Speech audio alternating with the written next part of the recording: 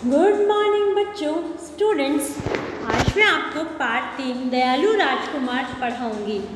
देखिए, दयालु राजकुमार मतलब दयावान राजकुमार या ऐसा राजकुमार जो बहुत ही दयालु हो, उसे किसी को भी देखकर दया आ जाए। देखिए, आइए पढ़ते हैं। बहुत पुरानी बात है। क्या बताया गया है कि जो ये बात है वो बहुत ही पुरानी है। शुद्धोधन नाम के एक राजा थे जिनका नाम था शुद्धोधन।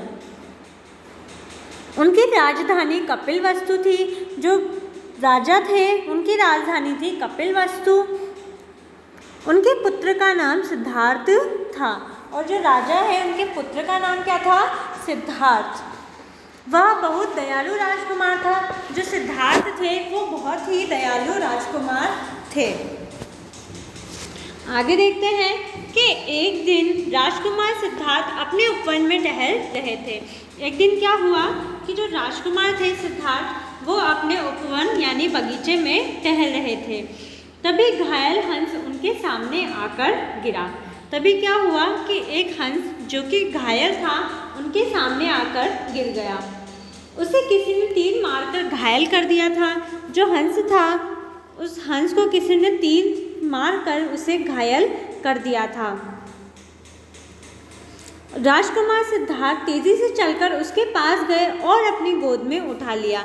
जो राजकुमार सिद्धार्थ थे, जब उन्होंने उस घायल हंस को देखा तो वो जल्दी से चलकर गए और उन्होंने क्या किया, उस हंस को अपनी गोदी में उठा लिया।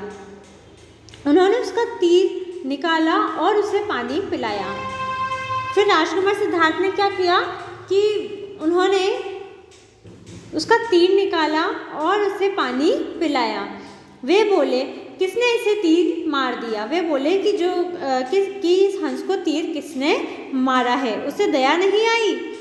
कैसा सुंदर पक्षी है।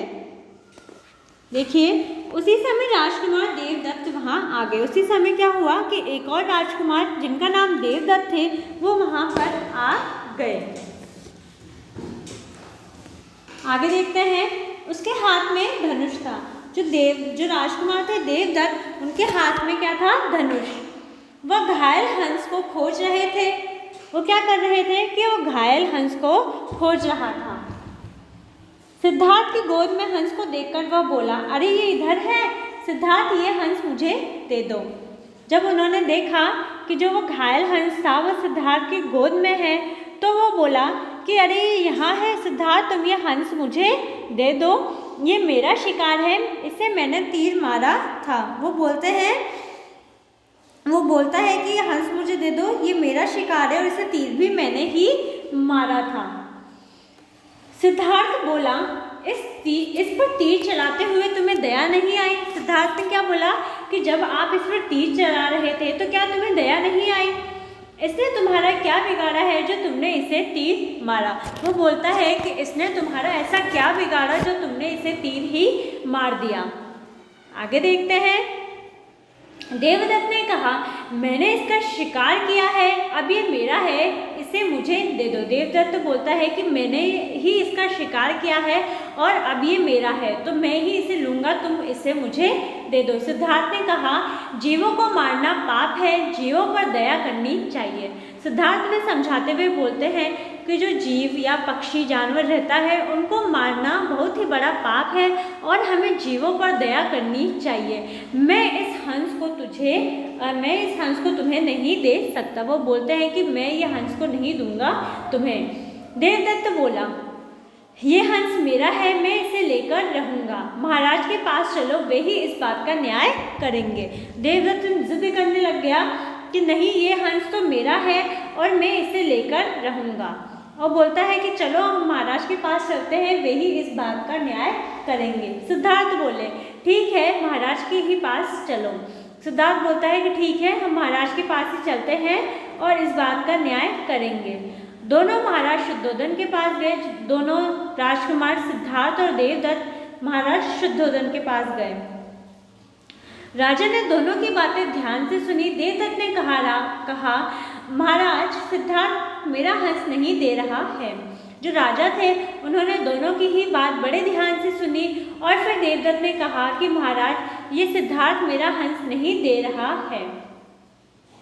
शुद्धोधन वो पूछते हैं सिद्धार्थ से कि क्यों सिद्धार्थ, तुम देवदत्त का हंस क्यों नहीं दे रहे हो? सिद्धार्थ बोलता है कि महाराज, ये हंस देवदत्त का नहीं, मेरा है। देवदत्त बोला कि नहीं महाराज, मैंने इसका शिकार किया है, इसलिए ये मेरा है। सिद्धार्थ बोलता है कि लेकिन मैंने इसे बचाया है, इसलिए यह मेरा है। इस प्रकार दोनों बात करने लगते हैं। फिर शुद्धोधन ने कुछ देर सोचा, फिर बोले। जो शुद्धोधन थे उन्होंने कुछ देर सोचा और फिर वो बोले कि इस हंस को बीच में छोड़ दो और दोनों दूर दूर खड़े हो जाओ। हंस जिसके पास जाएगा उसे ही मिलेगा। फिर शुद्धोधन क्या बोलते हैं कि जो ये हंस है इसे तुम बीच में छोड़ दो और दोनों दूर दूर जाकर खड़े हो जाओ। हंस जिसके पास जाएगा उसे ही ये मिलेगा। सिद्धार्थ ने हंस को प्यार से नीचे बैठा दिया, फिर दोनों दूर जाकर खड़े हो गए। सिद्धार्थ ने क्या किया, बड़े ही प्यार से हंस को नीचे बैठाया और जो दोनों थे देवदत्त और सिद्धार्थ दूर जाकर खड़े हो गए। हंस ने पहले दोनों ओर देखा, फिर वह धीरे धीरे चलकर सिद्धार्थ के पास चला गया। उसने देवदत्त की ओर देखा तक नहीं। हंस ने क्या किया, पहले तो वो दोनों ओर देखता रहा और फिर वो धीरे धीरे चलकर सिद्धार्थ के पास चला गया और जो हंस था उसने देवदत्त की तरफ देखा तक नहीं। आगे देखिए, शुद्धोधन बोले, लो, हंस ने अपने आप फैसला कर दिया। कि हंस ने क्या किया, हंस ने खुद ही फैसला कर दिया। मारने वाले से बचाने वाला बड़ा होता है, इसलिए हंस सिद्धार्थ के पास गया। तो क्या बोलता है कि जो मारने वाला होता है उससे बचाने वाला बड़ा होता है, इसलिए ये जो हंस है ये सिद्धार्थ का है। फैसला सुनकर सिद्धार्थ बहुत प्रसन्न हुए। उन्होंने हंस को गोद में उठा लिया। जब महाराज ने फैसला सुनाया तो सिद्धार्थ बहुत ही प्रसन्न यानी खुश हुए और उन्होंने हंस को अपनी गोदी में उठा लिया और दरबार से बाहर चले गए। देवदत्त बहुत दुखी हुआ, वो भी चुपचाप वहाँ से चला गया। तो बच्चों, हमें इस कहानी से ये शिक्षा मिलती है कि हमें कभी भी किसी जानवर को नुकसान नहीं पहुंचाना चाहिए, बल्कि हमें तो हमेशा जानवरों की रक्षा करनी चाहिए और उन पर दया करनी चाहिए, क्योंकि मारने वाले से बड़ा बचाने वाला होता है। यदि हम किसी के साथ अच्छा करेंगे, हम किसी को बचाएंगे, इस पर दया करेंगे, तो वो भी हमारे साथ वैसा ही व्यवहार करेगा।